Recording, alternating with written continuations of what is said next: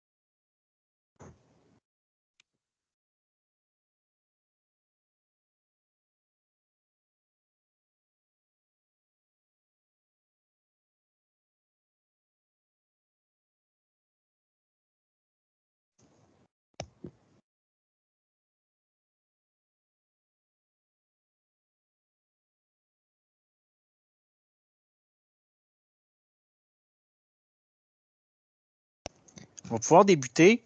Peut-être mes collègues, si jamais il y a des gens qui s'ajoutent à nous en parallèle, si vous avez l'option de les laisser entrer, on va pouvoir le faire au fur et à mesure. Partager mon écran ici.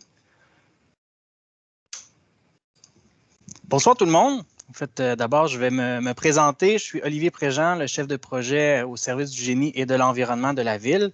Donc, je suis impliqué là, sur le projet du pôle municipal presque depuis ses tout débuts.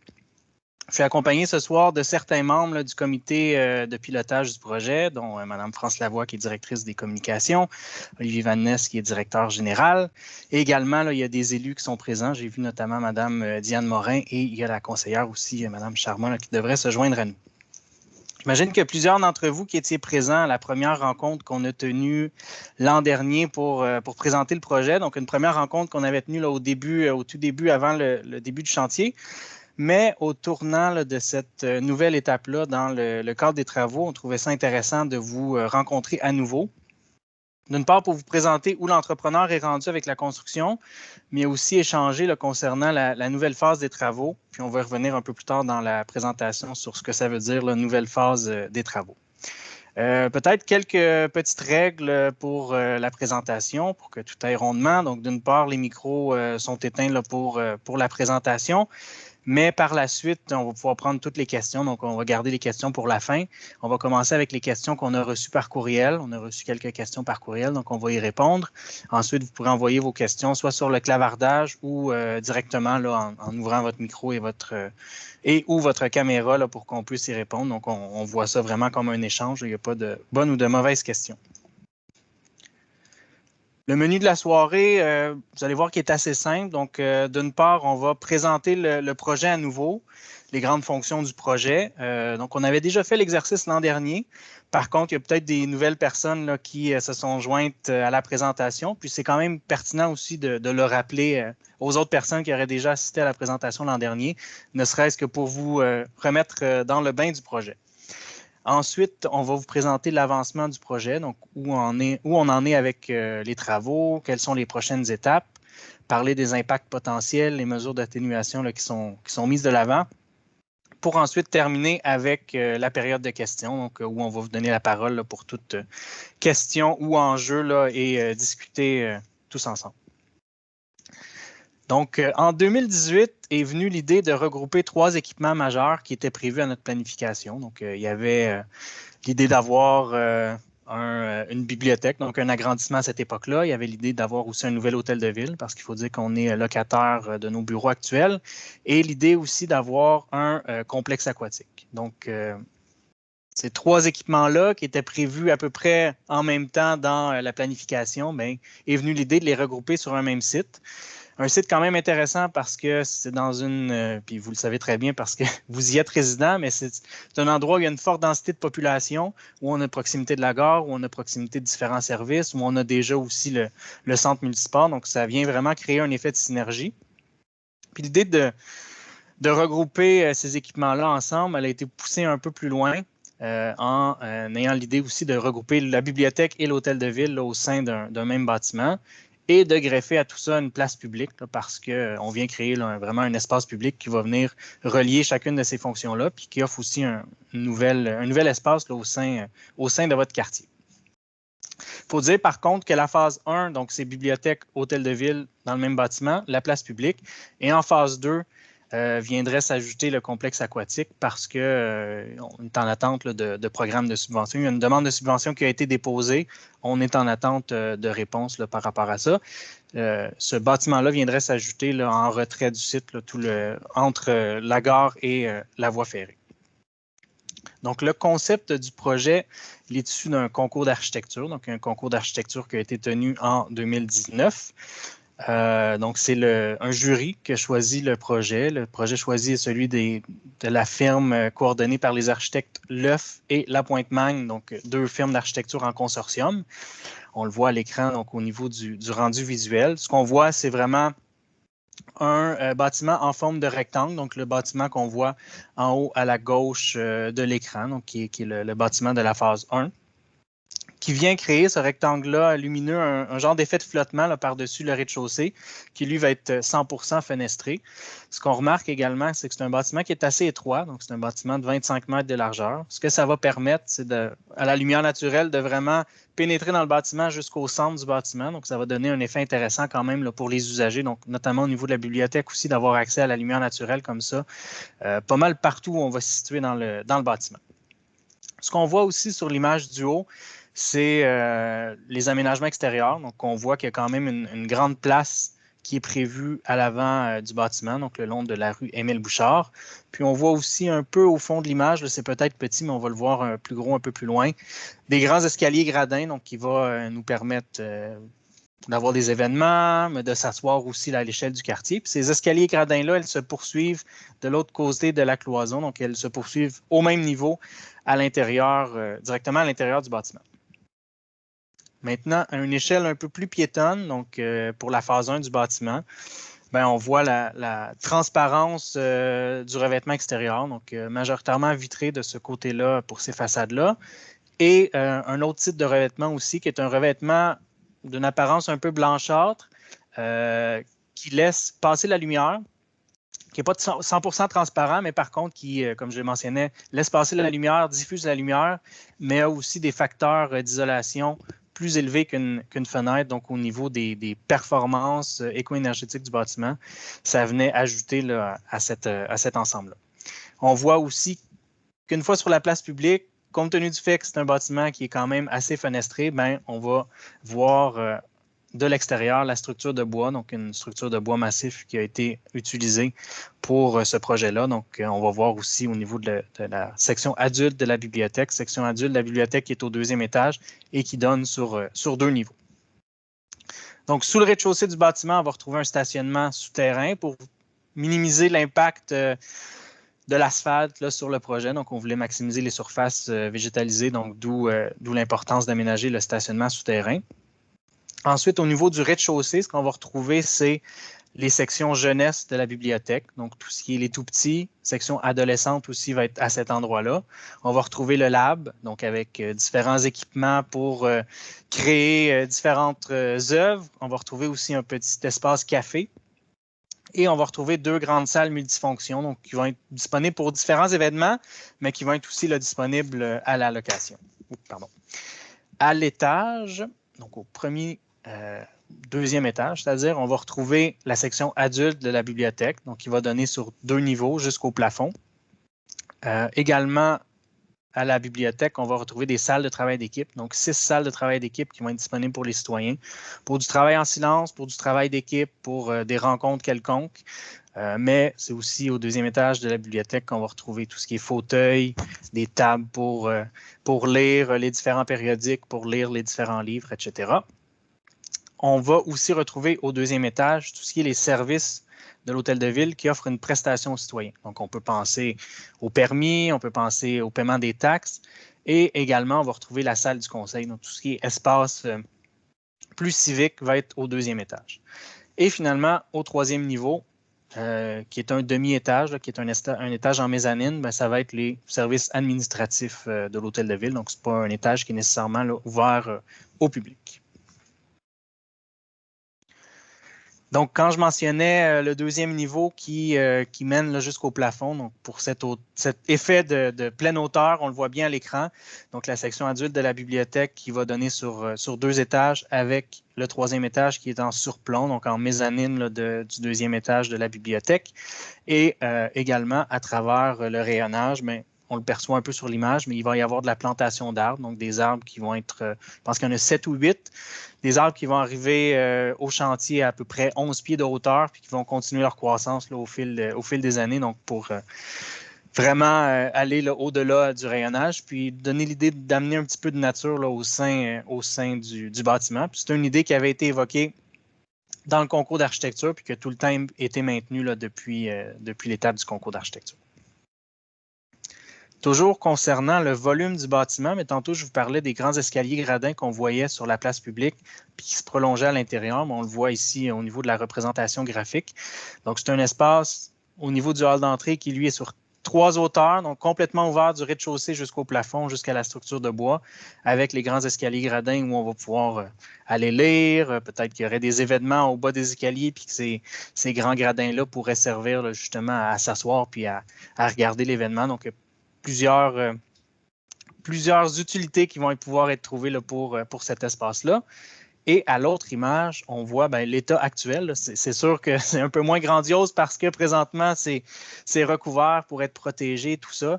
Mais on voit un peu l'état du chantier. Ça, c'est il y a à peu près 1 mois ou 2, là, donc au niveau de la structure de bois qu'on voit bien. Les gradins étaient arrivés. Du côté extérieur, ils n'étaient pas encore arrivés. Ils sont arrivés la semaine dernière ou la précédente. Mais on voit un peu l'effet quand même que ça va donner. Et sous les morceaux de contreplaqué ou de plywood en bon français, mais c'est là qu'il y aurait des escaliers à une hauteur un peu plus humaine, là, parce que de l'autre côté, c'est les gradins qui sont un peu plus élevés. Et il faut dire que dans le bâtiment, au-delà des escaliers, il y a aussi 2 ascenseurs. Donc, un ascenseur uniquement pour la bibliothèque, puis un autre ascenseur là, qui va donner accès à l'ensemble des étages. Quelques mots aussi concernant les aménagements extérieurs donc, et la place publique. Quand même un élément très important du projet. Donc, les espaces extérieurs, ils se divisent en différentes ambiances. Donc, l'espace qui va longer la rue Émile-Bouchard, donc tout en avant ici, ça prend la forme d'une grande place modulable, donc sur laquelle il va pouvoir y avoir des événements, mais aussi différentes fonctions. Ce n'est pas encore nécessairement 100% déterminé, mais ça va être annoncé évidemment en temps et lieu. Ensuite, considérant que le site était déjà utilisé par les citoyens du quartier, surtout du quartier des joueurs de hockey à l'arrière pour aller vers la gare, puis vous l'avez probablement emprunté vous-même. Donc, il y avait une diagonale un peu informelle avant qui menait du quartier jusqu'à la gare.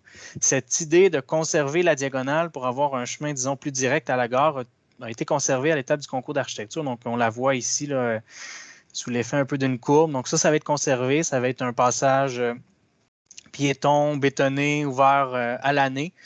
Et de part et d'autre de ce passage-là, donc il va y avoir 2 talus, 2 buttes sur lesquels il va y avoir des arbres. Donc, ça va donner l'effet un peu de se promener dans la nature. Donc, c'est sûr que derrière la grande place, on se retrouve dans un espace qui est beaucoup plus végétalisé. Beaucoup d'arbres, beaucoup de plantations, etc. Également, le choix des essences. On va y avoir des arbres fruitiers ou certaines essences d'arbres qui avaient été choisies aussi pour répondre à certaines contraintes. Le site, c'est quand même un site qui est susceptible au vent. Quand on est au chantier, on remarque qu'il y a quand même beaucoup de vent. Donc, le choix des essences a été fait en gardant ça en tête, notamment là, justement la question du facteur éolien. Ensuite, on retrouve à l'arrière complètement donc une zone qui est un peu plus une zone de détente, un peu plus une zone tranquille. Donc, certains bancs, il va y avoir des tables d'échecs, etc. Donc, une zone de détente.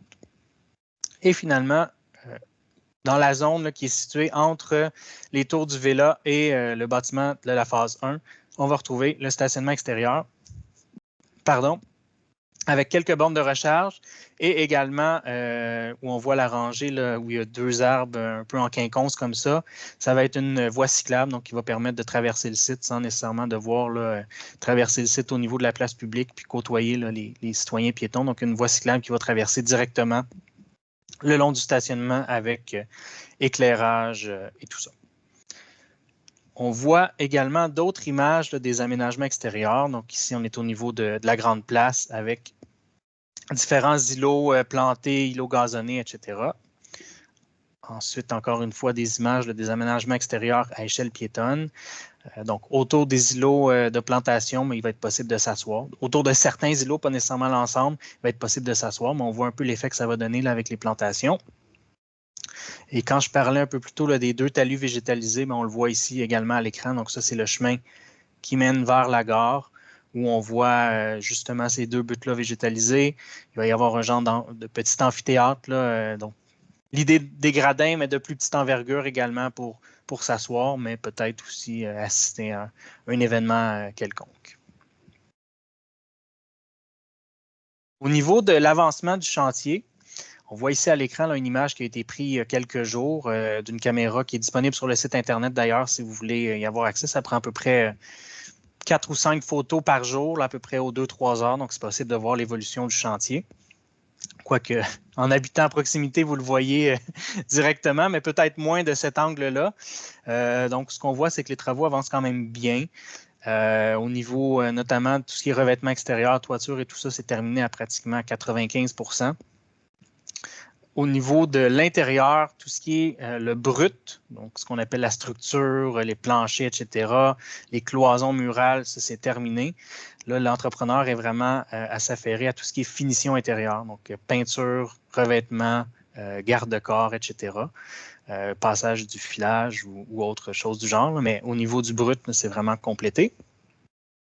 Donc ça, c'est des images, encore une fois, prises il y a à peu près 1 semaine ou 2 de l'intérieur. Donc, à la gauche, pardon, on voit l'espace double hauteur de la bibliothèque. À la droite, on est en haut des escaliers gradins avec une vue jusqu'au bout du bâtiment, encore une fois, vers la section adulte de la bibliothèque. Donc, comme je le mentionnais, l'enveloppe extérieure terminée à pratiquement 95 %. Là, il reste certaines membranes à compléter, mais au niveau vraiment du revêtement, c'est pratiquement terminé. Finition intérieure, on est peut-être rendu à 50 %. Donc là, l'entrepreneur entame tout ce qui est les étapes de peinture, revêtement de sol, ébénisterie. Et au niveau de la mécanique, tout ce qui est la ventilation, l'électricité, on est rendu à peu près à 65-70 % d'avancement. Donc, ça va se poursuivre. C'est des étapes qui vont se poursuivre là, au cours des prochains mois. Donc, été et automne. Au niveau des étapes à venir, comme je l'ai mentionné, bien, pour les intérieurs, printemps-été 2024, même ça devrait se poursuivre jusqu'à l'automne, jusqu'à la fin du projet. La grande étape qui fait son apparition, c'est l'étape des aménagements extérieurs.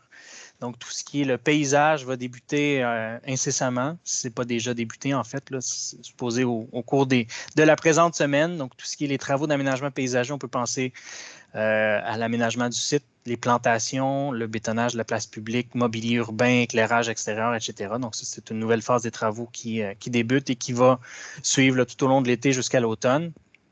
Pour nous mener ensuite à l'ouverture qui est prévue au début 2025. Il faut dire que l'entrepreneur doit nous livrer le bâtiment pour la fin de l'année. Mais ensuite, nous, on a quand même des étapes au niveau de l'acquisition de mobilier, installation de mobilier, déménagement et tout ça avant qu'on puisse ouvrir officiellement au public. D'ici l'ouverture, bon, évidemment, il y a certains impacts là, qui sont à prévoir, qui peuvent potentiellement être vécus dans le quartier. On les avait présentés la dernière fois. Donc, potentiellement qu'il y en a qui ont été vécus. Je vais quand même les réindiquer. Donc, au niveau du bruit, il pourrait y avoir un niveau accru de bruit le jour, vibration, poussière, donc assez inévitable là, durant la réalisation de travaux. Dans ces cas-là, on gère par plainte. Donc, si c'est au-delà du raisonnable, n'hésitez pas là, à communiquer avec nous. Puis nous, on adresse directement la situation là, avec l'entrepreneur. Ce n'est pas la ville qui fait directement les travaux. C'est un entrepreneur qui a le contrat. Donc, on peut agir là, auprès de lui. Pour ce qui est de la circulation de véhicules lourds, mais il pourrait y avoir une augmentation là, du volume, notamment pour les livraisons. Au niveau du passage piétonnier, donc je mentionnais tantôt là, la diagonale qui traversait le site, ça a été maintenu, vous l'avez vu au niveau de l'emplacement de la future voie cyclable. Donc, ce passage-là est ouvert au public là, depuis octobre et va demeurer ouvert jusqu'à la fin des travaux pour assurer la possibilité justement de traverser le site. Également, au niveau du stationnement des ouvriers, ce qui est préconisé, c'est qu'ils stationnent au niveau de Émile Bouchard, donc tout ce qui est côté Émile Bouchard, stationnement du multisport, etc., pour minimiser les effets là, dans les quartiers résidentiels. Ça aussi, on monitore la situation. Si éventuellement il y a des débordements, bien, on est prêt à agir à ce niveau-là. Et finalement, il y a possibilité, puis c'est arrivé à quelques reprises de travaux hors des heures normales. Donc, on peut penser des travaux en soirée. C'est arrivé notamment quand ils avaient fait les dalles de béton pour les planchers. Donc, ils devaient couler dans la même journée et faire le passage d'équipements qui appelaient des hélicoptères là, pour faire la finition du béton. Donc, on avait envoyé là, des avis de travaux aux résidents des environs. Vous aviez peut-être reçu ces avis-là. Au niveau des mesures d'atténuation qui ont été mises en place, donc, je l'ai un peu indiqué, mais la Ville a quand même pris des actions en amont. On a intégré certaines clauses au contrat là, pour nous assurer d'avoir une certaine poigne par rapport à l'entrepreneur. Donc, pour les travaux bruyants, pour les travaux hors des périodes, on tente de fournir le plus possible là, un préavis. Comme je l'ai mentionné, on avait eu les exemples là, au niveau de la finition des dalles de béton. Peut-être que, compte tenu du fait qu'il va y avoir une dalle de béton extérieure qui va être coulée cet été, on va avoir le même genre aussi là, de travaux, mais on va s'assurer de fournir un préavis d'au moins 24 heures à ce niveau-là. Également, au niveau du camionnage, on avait demandé à l'entrepreneur d'emprunter dans la mesure du possible un circuit spécifique, donc d'éviter de passer par la rue Édouard-Lalonde, mais de vraiment reprendre Émile Bouchard. Il se peut qu'il y ait du camionnage, là, effectivement, sur la rue Toblake, compte tenu de la configuration du site. Parfois, il y a une entrée qui se fait par Émile Bouchard, puis pour des raisons de santé et sécurité, le virage des camions, dépendamment de leur dimension, n'est pas possible, donc ils doivent sortir par la rue Toblake. C'est en dernier recours. Ce qu'on demande à l'entrepreneur, c'est vraiment de prioriser la rue Émile Bouchard pour tout ce qui est le camionnage. Également, puis ça, on le vit présentement, l'exigence au niveau du nettoyage des rues. Donc ça, c'est quand même enchâssé dans le contrat. Mais l'entrepreneur donc, doit passer le balai de rue pour nettoyer là, à la fin des journées tout ce qui est poussière et boue qui pourrait se ramasser là, sur les rues. Je sais qu'actuellement, il y a eu un enjeu à ce niveau-là là, au courant des derniers jours, donc on suit la situation quand même de proche.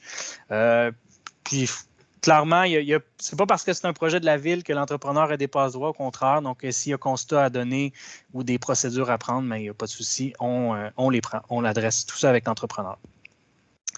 Pour le stationnement des ouvriers, comme je l'ai mentionné un peu plus tôt, donc on priorise que ça se fasse vers l'avant, donc côté de la rue Émile Bouchard et du stationnement du multisport. Donc, on suit aussi avec la situation à la gare, la capacité du stationnement multisport. Actuellement, quand on monitore, il reste quand même quelques cases et vous avez vu aussi probablement qu'il y a des stationnements supplémentaires qui sont présentement en cours d'aménagement, là, notamment à l'endroit où il va y avoir le futur complexe aquatique. Donc, à même le site du multisport, il y a quand même plusieurs cases qui sont en aménagement puis qui vont probablement s'ouvrir au cours des prochains jours, prochaines semaines. Là, les travaux avancent quand même bien à ce niveau-là. Et finalement, l'accès est 100% maintenu au service, donc au niveau de la bibliothèque et de l'hôtel de ville actuel. C'est l'avantage, évidemment, d'une construction neuve versus des agrandissements, des rénovations. Quand on va être rendu à l'étape du déménagement, effectivement, peut-être que la bibliothèque va devoir fermer pendant quelques jours, quelques semaines, mais à ce moment-là, on va annoncer en temps et lieu là, les modalités pour aller chercher les ouvrages, les garder, ou etc. Là, il va y avoir des modalités spécifiques qui vont être mises de l'avant pour ça, mais la durée va être quand même beaucoup plus courte là, que si on avait procédé à un agrandissement. Si vous voulez vous tenir informé du projet, donc d'ici son ouverture qui est prévue début 2025, il y a différentes façons, différents canaux de communication.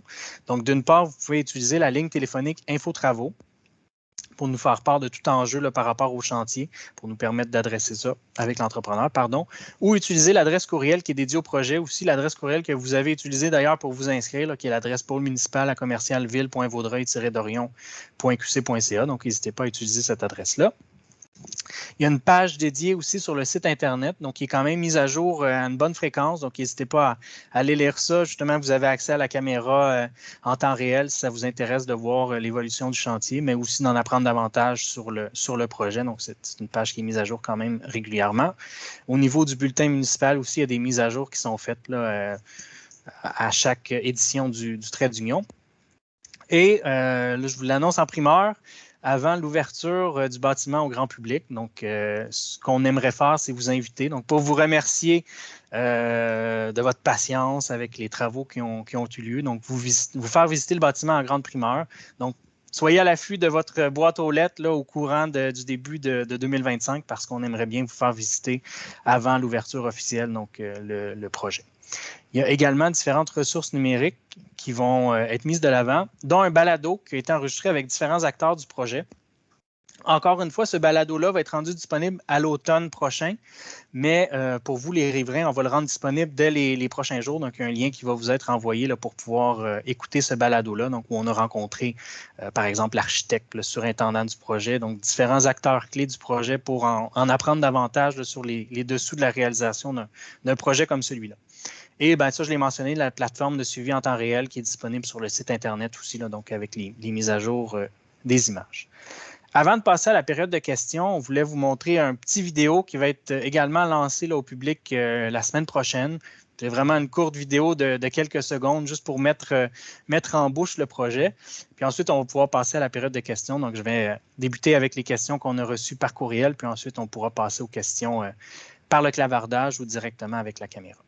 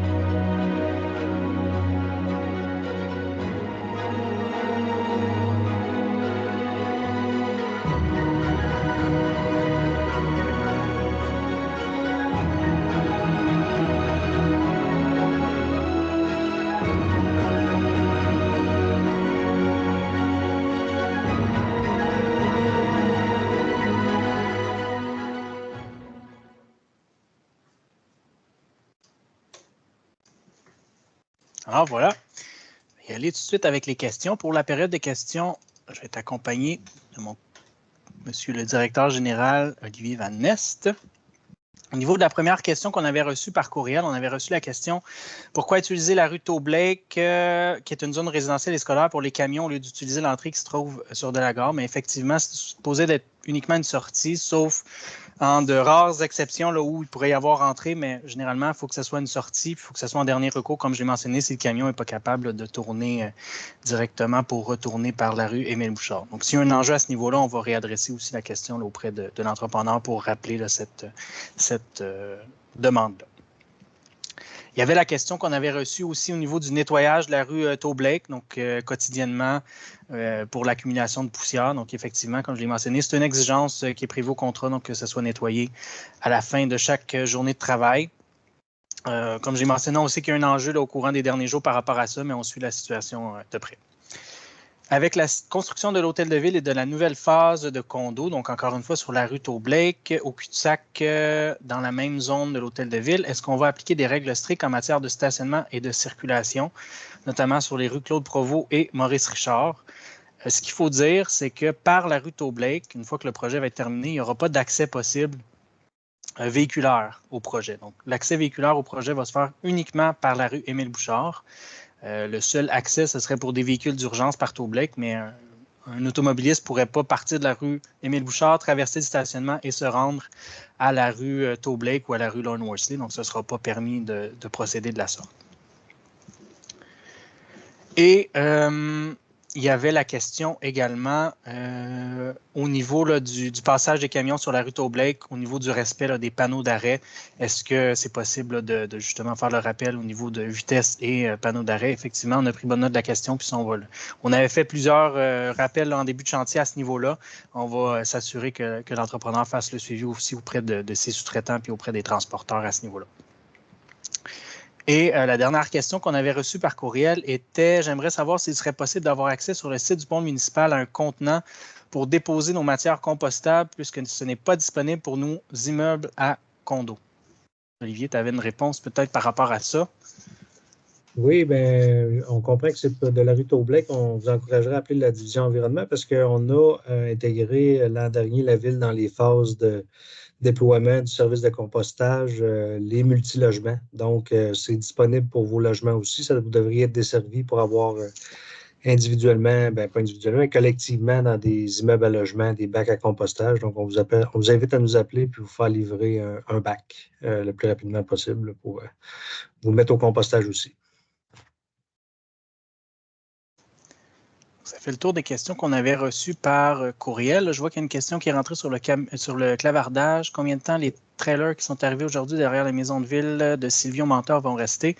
Effectivement, il y a eu démobilisation et remobilisation là, pour permettre les travaux d'aménagement extérieur.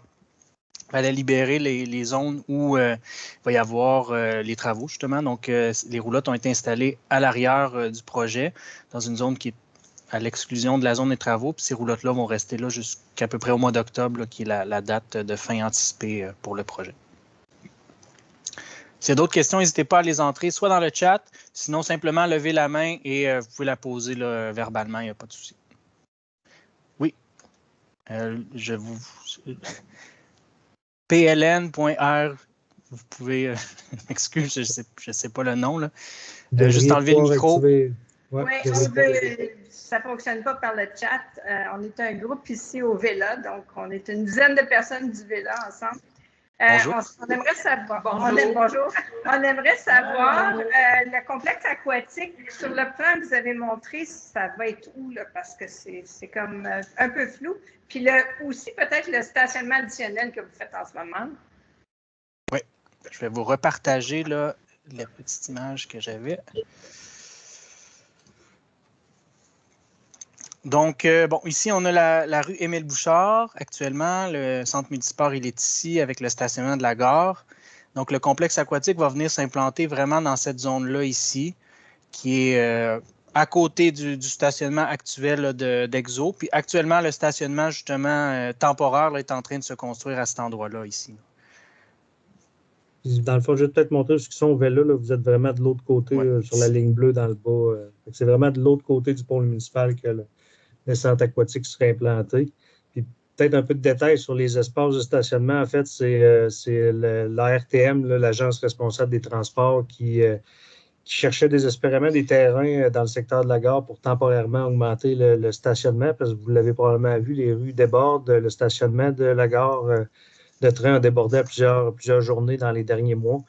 Donc, c'est temporaire jusqu'à temps que le pont des Lautours puisse finalement rouvrir au moins une deuxième voie. Il y a ce stationnement-là qui est aménagé en ce moment même.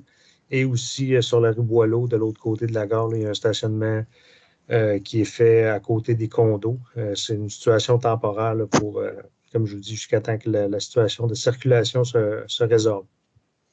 Au niveau ici, là, sur cette image-là, on voyait bien un peu l'effet que ça peut donner. Ça, c'est vraiment à titre indicatif. C'était à l'étape de concours où on avait demandé d'illustrer ce à quoi le complexe aquatique pourrait ressembler, mais on n'est pas rendu nécessairement à l'étape des plans et devis avancés. C'est un peu pour donner l'effet que ça pourrait donner. Donc, la phase 1 qui est ici, puis on viendrait à côté s'ajouter avec la phase 2. Bon, là, actuellement, ici, c'est le stationnement EXO. Ils avaient mis de la verdure à l'étape concours, mais on serait vraiment là à côté de la phase 1, tout de suite après le stationnement actuel d'EXO. Compte tenu du trafic et du stationnement qu'il y a sur Émile Bouchard en ce moment, parce qu'on a des problèmes avec des gens qui traversent la rue et qui ne voient pas ce qui se passe, les piétons, est-ce qu'il serait possible de demander que les travailleurs aient se stationner dans la nouvelle aire de stationnement pour faire de la place?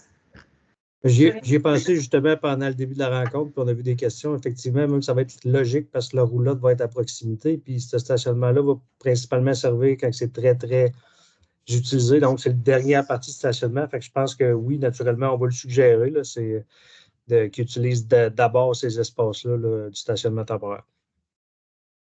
Merci. Merci. Merci.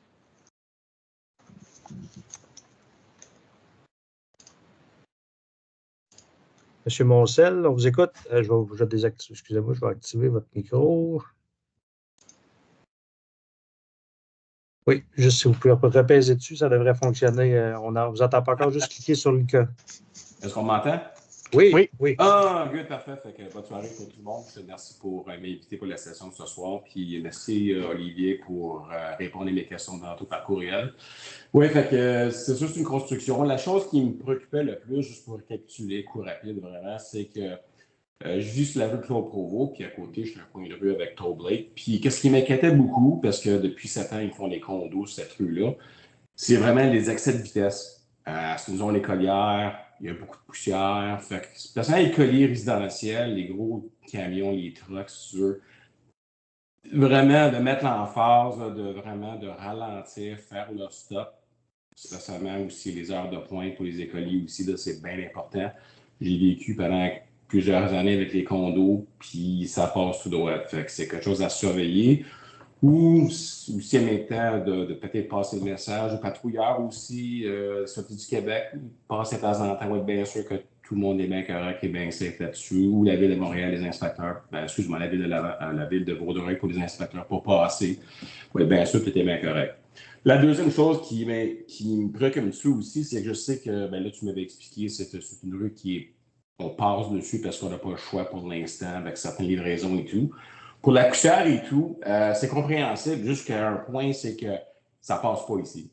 Okay, je te dirais, là, je me plains là, de temps en temps, puis une fois sur 10, 2 fois sur 10, je vais appeler la ville, puis hop, il y a quelqu'un qui va passer avec le balai. Je peux te prendre une photo tout de suite si tu veux, puis il y a des galettes, tu perds plus de la roche, tu perds plus, écoute, c'est un petit peu ridicule à un point. Je comprends que c'est une construction, mais au moins de faire la maintenance, tu sais, écoute, le quartier où on est présentement, les condos sont copés parce que leurs balcons sont sur la rue carrément, quasiment. C'est pas intéressant pour eux, spécialement pour manger en poussière. Oui, je comprends, c'est la construction et tout, mais à la fin de la journée, au moins de passer de balai ou de camion à eau, là, non potable, peu importe, au moins pour réduire tant qu'à pas la poussière aussi. Fait que, 100%. C'est mon emphase, là. Fait que, voilà. On reste ici, fait qu'on le voit tous les jours. C'est pas vraiment trop intéressant là, après plusieurs années, mais écoute, c'est la ville de Vaudreuil et tout, écoute, c'est un nouveau projet, mais juste de mettre la force dessus pour la vitesse puis la poussière tant que possible, ça serait super. Super, oui. Merci.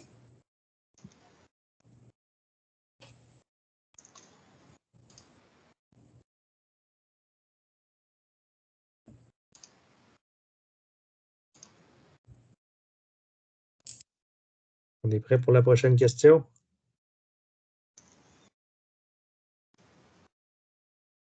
Sinon, je peux peut-être en profiter aussi si à la suite de la présentation, vous avez des questions qui vous arrivent, vous raccrochez et vous dites « Ah, j'aurais dû poser telle question », n'hésitez pas à l'envoyer à l'adresse pour le municipal à laquelle vous êtes inscrit. Puis on a accès à cette adresse-là, puis on va pouvoir vous répondre, il n'y a pas de souci. Oui, on a une autre question du groupe. Oui. On voulait juste vous remercier pour la présentation. C'est pratique et de pouvoir entendre. Moi, personnellement, je peux vous dire que j'ai eu à faire des plaintes à cause de la lumière et ça a été répondu très vite quand j'ai fait des demandes.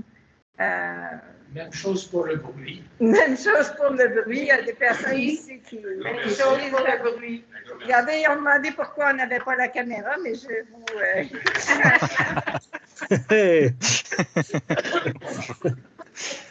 En parlant de caméra, M. Magnès, pourquoi est-ce la vôtre? Je n'ai pas entendu. En parlant de caméra, à quoi sert celle sur votre balcon? Suivre le chantier, parce que quand justement on a une plainte que ça commence avant 7 heures, même du bureau, je peux regarder, voir, y a-t-il une machine qui rentre avant 7 heures. C'est ça, c'est de la surveillance extra. Bravo, merci de le faire pour nous. Je suis curieux parce que moi, je suis obligé d'appeler M. Préjean à chaque fois qu'il y a un problème. J'aimerais peut-être mentionner, parce qu'on a eu quelques questions la dernière fois, qu'on a eu on reçoit des questions aussi pour tous les résidents du secteur. Là. Il n'y a pas comme vous le savez, il n'y a pas de trottoir des deux côtés d'Émile Bouchard pour l'instant, mais il y a un projet de la ville. On a espéré pouvoir le faire cette année, mais malheureusement, pour une question de subvention, on a décidé de le remettre à l'année prochaine, mais il y a une piste multifonction hors rue qui est prévue du côté de Vélo, justement, pour tout le long d'Émile Bouchard. Parce que oui, effectivement, c'est difficile pour les piétons qui sortent des bâtiments de traverser entre les véhicules, etc. Oui. Donc, probablement l'année prochaine, si tout va bien, là, on devrait rentrer dans le prochain programme de subvention pour les pistes cyclables parce que la majorité de nos pistes cyclables sont faites subventionnés à 50 par le gouvernement provincial. Mais c'est un projet qui est dans les cartons pour l'année prochaine là, pour faciliter les déplacements à pied à partir de toutes les hautes densités et celles qui s'en viennent. Il y en a encore en construction.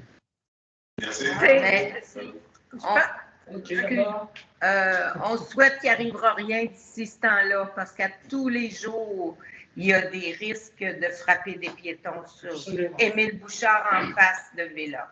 À tous les jours. Puis il faut comprendre que c'est pas tout le monde qui comprend que c'est pas un RPA. Ouais. Et il y a des enfants en bicyclette. Je parlais justement hier avec une maman qui a 2 enfants. À chaque fois qu'ils sortent en bicyclette, puis ses enfants vont à l'école qui est juste l'autre côté. Elle a peur pour elle. Parce que c'est dangereux pour les autres, parce que tu sors, puis c'est aussi dans une courbe. Ouais. Et donc, tu ne vois rien avec les autos qui sont stationnés de notre côté, de Émile Bouchard, plutôt que d'être de l'autre côté, puis la piste cyclable de notre côté. Là. Au moins, dans la partie courbe, ça serait un petit peu plus visible. Mais en ce moment, tu sors, puis les livraisons... Les camions, c'est affreux. Peut-être mentionner justement pour le stationnement, parce qu'on a eu plusieurs enjeux, comme des gens qui... parce qu'il y a des gens qui se stationnent trop près des entrées. Fait que c'est difficile pour la visibilité. Dans les prochaines semaines, je vous assure la semaine prochaine, l'autre après, il va y avoir premièrement une interdiction de stationnement pour être capable de nettoyer de fond en comble la rue, parce que même quand le balai passe, puis il y a plein de véhicules stationnés, mais il ne va jamais chercher au complet. Donc, il faut coordonner une interdiction de stationnement d'une nuit, passer le balai et faire un marquage. J'ai vu les plans de marquage la semaine dernière. Il va vraiment avoir des triangles d'interdiction proches de chaque entrée, même devant la sortie directement des bâtiments, pour au moins, quand un piéton s'approche, il n'y a pas un auto collé sur le bord et avoir un petit peu de meilleure visibilité. Fait que ça devrait se faire dans les prochaines semaines. Merci. Merci.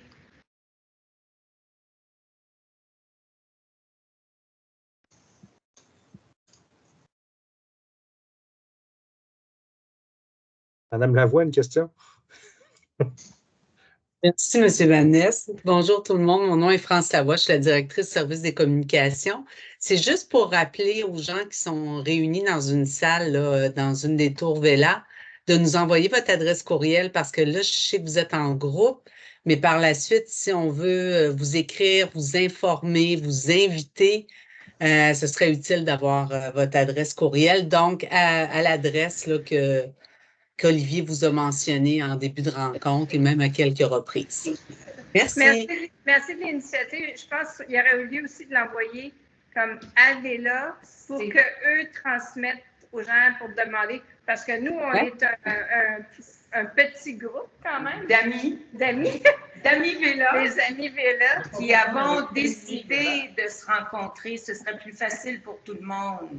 Alors, c'est une Parfait. C'est une excellente idée. C'est une initiative des amis Véla. Alors, il ne faut pas... la gestion ici nous a pas... on n'a pas demandé l'autorisation. On a accès aux salles quand il n'y a pas autre chose. Alors, on a pris accès. On est allé à la bibliothèque chercher un projecteur, puis on diffuse Et ça a été envoyé à peu près une 50aine de courriels. Maintenant, les gens étaient libres d'y assister ou pas. On est une dizaine qui ont préféré venir ici. Alors, c'est juste une initiative d'un groupe d'amis Véla. Bravo. C'est un groupe.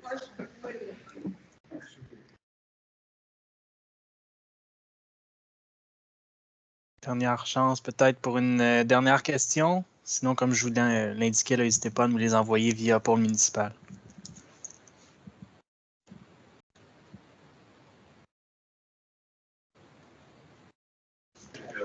Mais là, je l'ai remis. Il y a quelqu'un ici qui... Il y a quelqu'un qui veut parler. Il y a quelqu'un qui veut parler. Tu peux dire. Vas-y. Il y a quelqu'un qui veut parler. Attendez une seconde. Monsieur le Président, vous m'entendez? Oui. Bon, alors, moi, Jean-Jacques Richer, on se connaît. Par mail, oui. Par mail. Il est par là-bas. Bonjour. Alors, je dois vous remercier pour vos réponses à mes mails, ainsi que M. Van Nest de temps en temps. Alors voilà, c'est fait. Merci. Bienvenue. Pas de souci, on est là pour ça. Oui, oui. Malgré tous les mails, vous avez toujours très bien répondu. Oui. Merci. Bon, nous nous sentons, comme je disais tantôt, nous nous sentons un petit peu comme des surveillants de chantier. Oui, ben, de par la proximité, c'est ça, vous avez la vue directement sur le chantier. Là. Vous avez une plus belle vue même que la mienne. C'est pour ça que je vous demandais peut-être à quoi sert la caméra, puisque nous sommes là. Merci. Peut-être que je pourrais, juste pour terminer, là, partager la vue. Moi, je prends une photo à tous les matins du pôle municipal. Peut-être pour ceux qui ne voient pas la vue, la belle vue que monsieur et moi avons pour le pôle municipal. Je peux vous montrer vite, vite. Ouais. Voilà. Je fais ça comme ça. C'est sûr que ce n'est pas la plus belle façade. Là. Vous avez vu dans la présentation que la belle façade va être à la sortie de la gare. Mais quand même, c'est la vue de moi et mes voisins. Du puis on voit, Olivier, justement à l'arrière, l'espace complexe aquatique et stationnement. C'est ça. Bien, effectivement, c'est là que le complexe aquatique s'en irait, puis c'est là qu'en ce moment, des travailleurs s'affairent à faire un stationnement temporaire.